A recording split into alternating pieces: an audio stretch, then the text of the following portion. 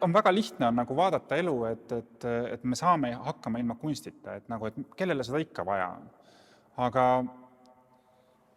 minu elu väga paljud kirkamad elamused on just seotud olnud sellega, kui ma olen kogenud mõnda kunstiteost või kas või arhitektuuri ja see on pannud mind mõtlema elule või ajaloole või inimühiskonnale hoopis teistmoodi.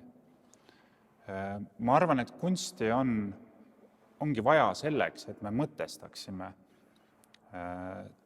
mingisuguse sellise nurga alt ennast ja ennast ümbritsevat, mida me ei oskaks ise teha. Sellepärast, et me ei oska lihtsalt endale esitada mingisuguseid küsimusi. Ja ma arvan, et on väga palju sellist kunsti, mis ei esitagi küsimusi, mis on puhas selline hingeline nauding, mille puhul seda, mis me seal naudime, seda me ei oska kirjeldada. Seda ongi eeldatavasti sõnadega võimatu kirjeldada. Ja samas on ka väga palju sellist kunsti, mis esitab küsimusi, mis esitab sageli ka väga raskeid ja valusaid küsimusi. Ja mille puhul sageli küsitakse, et mille pärast kunst peaks seda tegema.